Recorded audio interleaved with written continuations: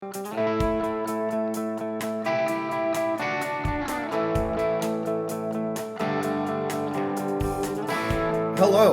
I'm Benjamin Limmer, Bureau Chief for Public Transportation at the Connecticut Department of Transportation, and I'd like to welcome you to Along the Lines, a podcast series where we'll share exciting news and updates and explore current issues and ideas on Connecticut's public transportation system.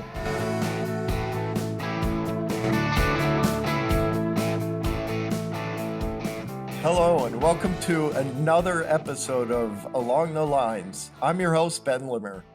The Connecticut Department of Transportation has recently developed its first ever Customer Experience Action Plan for transit customers across this state. The plan was developed by engaging with public transportation service providers, stakeholders, community partners, and transit customers to collect feedback, as well as to identify actions the department can take to make public transit a more pleasant, reliable, and efficient experience for everyone in Connecticut. With me today to talk more about the Customer Experience, or CX, Action Plan are Alicia, Leite, Transportation Supervising Planner of the Customer Experience Unit at the Connecticut DOT, as well as Doug Holcomb, General Manager and CEO of Greater Bridgeport Transit. Welcome to the program. Thanks, Ben. Happy to be here. Thanks, Ben. So, Alicia, could you please tell our listeners what the CX Action Plan actually is? Absolutely. Thanks, Ben. So first, I really want to just start by talking about what CX is. And so what do we mean when we say customer experience or CX? And really what it is it's the overall experience a customer has when using the transit system.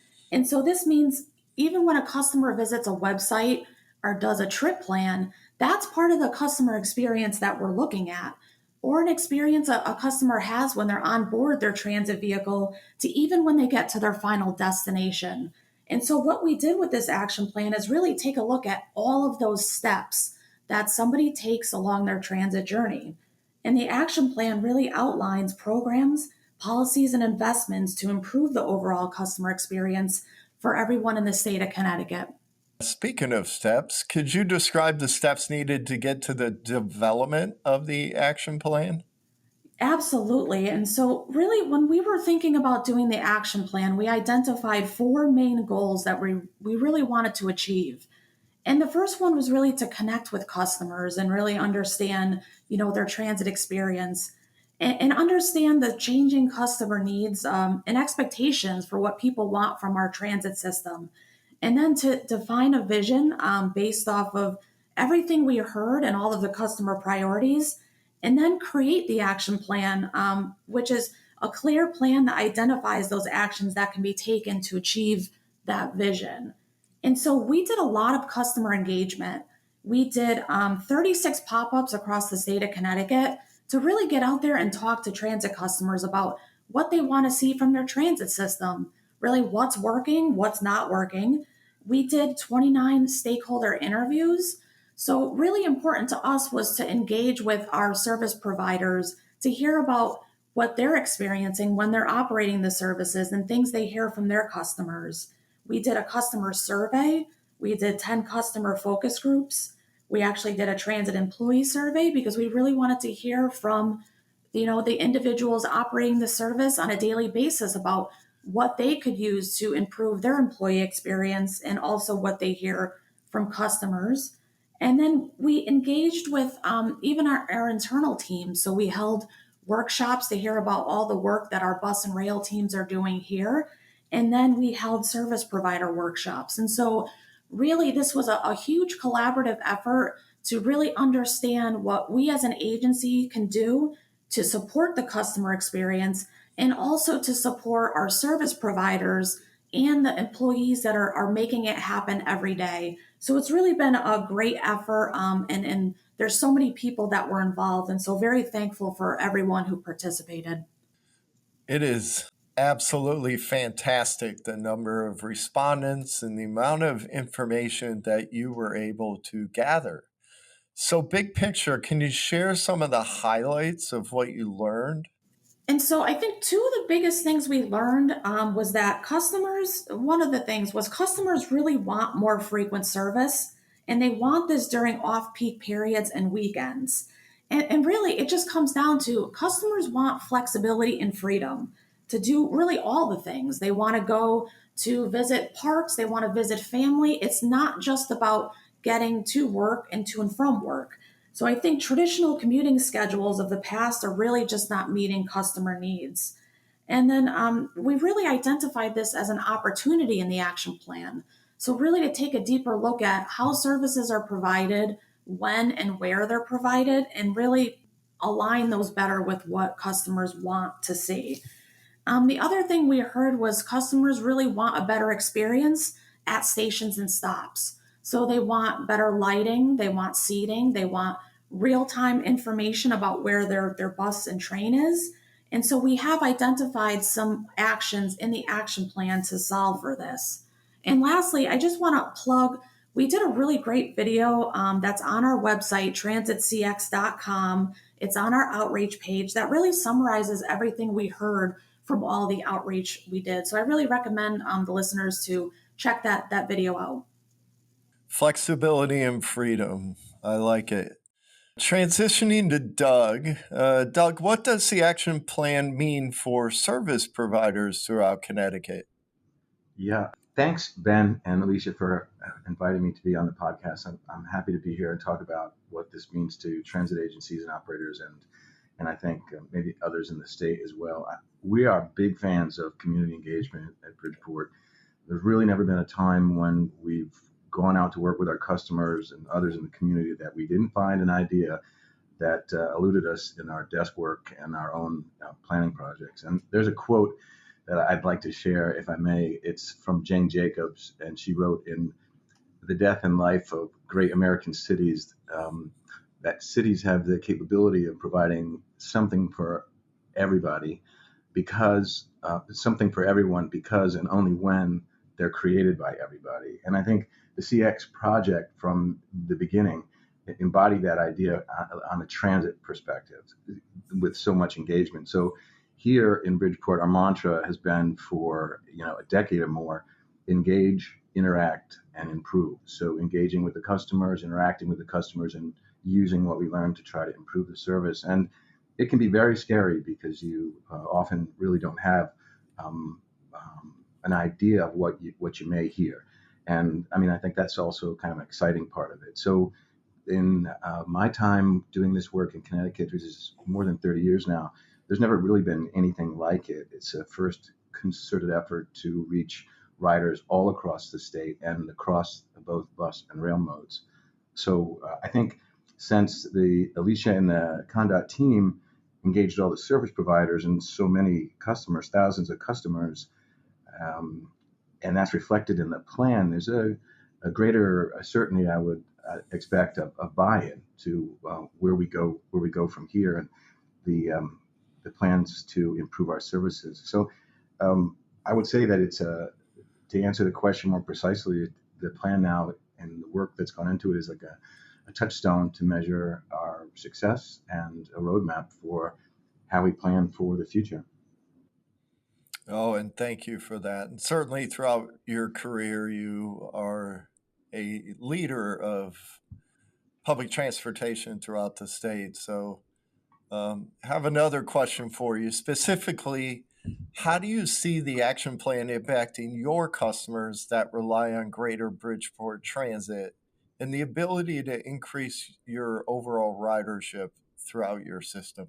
Sure. I mean, that's a good question, and I don't want to steal anybody else's thunder or any of the things that Alicia might want to talk about and projects at the department, but there are elements of the plan which we firmly believe in, and one of them is the concentration on the fundamentals, and Alicia alluded to this: the frequency, reliability, and legibility. That how often the buses run, that relates to reliability, how on time they are. And legibility, in our view, is how easy is it to navigate the system. what materials are available for people to navigate the system. So I think that the CX project confirms this from the rider's perspective. That's what we heard, and that's what the plan now reflects. And while there are other improvements recommended, technology and amenities, it's important to keep an eye on the fundamentals to grow ridership. And I think one of the things Alicia said earlier has really resonated with me, and that's that we spend a lot of time talking about bus service and rail and reducing vehicle miles traveled and those benefits. There is another side of it that I don't want to say overlooked, but doesn't get as much attention as it should, and that is the improvement of the quality of the systems for the people who don't have a car to begin with, and are from all walks of life, from veterans and seniors and people with disabilities and students and reentry and refugees and all different folks that are riding the buses. And I hope it's okay to say this, but the department, we've been lucky to be working with the department on a lot of new projects that dovetail with the recommendations in the CX plan and ideas. And one is the statewide amenities program, which I think is another first. I haven't seen anything like that before. Statewide information systems for riders to navigate all of the transit systems. A statewide fare program, which helps to remove any barriers to moving between regions in the state. And then, the plan calls for unified planning so that customers' experiences are the same, high quality, wherever you go in Connecticut. And I think those are all great projects supported by the CX plan, confirmed by customers, and those will bring us, I think, a long way.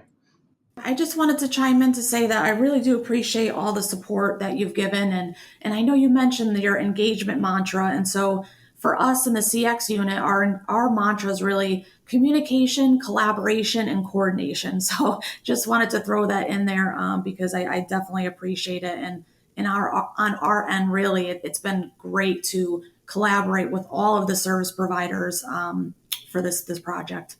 Yeah, and I think, the time is right. We have tools today that we didn't have a decade ago. Gone are the days when you place a single legal notice or a couple of legal notices and hope people show up at your meeting. I mean, we can reach people in all sorts of different ways. So our ability to understand what the community wants is wholly different today from how it was a decade ago. Well said. And the perfect transition to my next question. Alicia, can you share some of the projects in the action plan that our customers will see, both in the short term as well as the long term?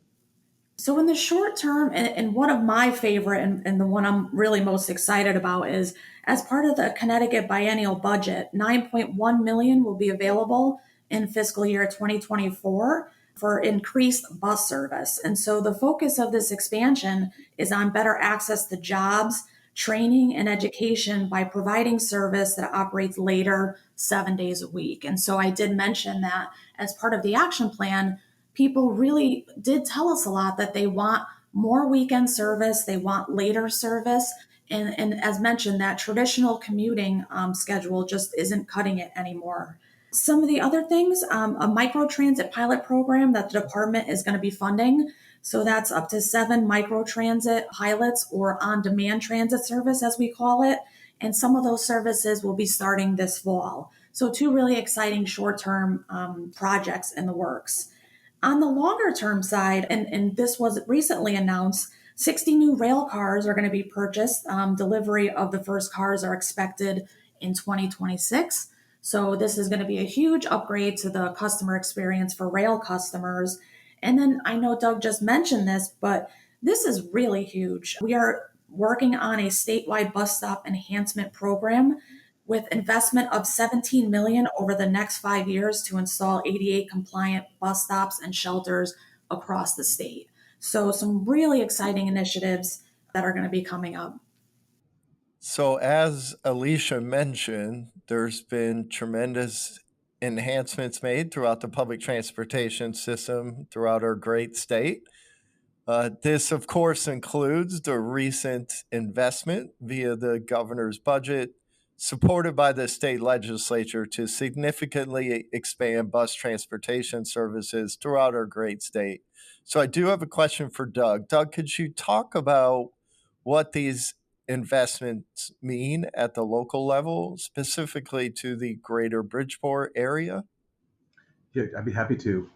Because of the funding that was made available in the biennial in support of the General Assembly and the governor, and an initiative undertaken by the department to essentially create a discretionary program where all of the transit operators in the state had the opportunity to send in proposed service enhancements focused, as the CX um, found, on frequency and service bands and shoring up the many of the existing services. And we were fortunate enough to get around $800,000 for closing midday gaps on three of our different routes. So that will impact Trumbull and Stratford, Monroe, Bridgeport, and some of the towns for our service up in the valley, Shelton and Derby. And I think, that's for us. That's the first time in a decade that we're actually implementing new services. We've been working hard to maintain the ones that we have. Beyond that, there is another project underway, which we think is going to be great. Again, through a partnership with the department, including help preparing the application and commitment of matching funding, GBT was awarded a federal grant under a program called Areas of Persistent Poverty. And this will look really a granular level look in areas of the urban core here in Bridgeport, where there's been suspected underinvestment in transit, and to try to help census tracts where the population, to 20% or more of the population, has lived in poverty for more than 20 years. So it's a new, relatively new federal program, and we're excited about it.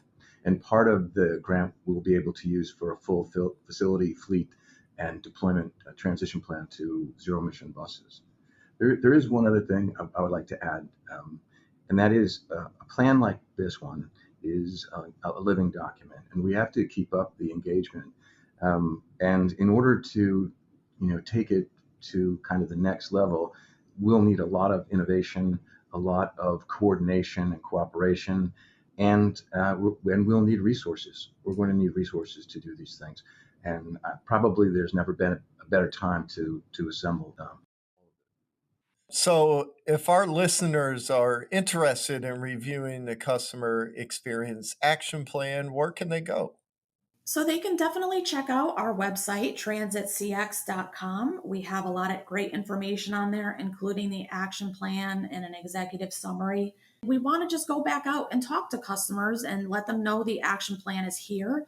And of course, take feedback on how we can improve the action plan.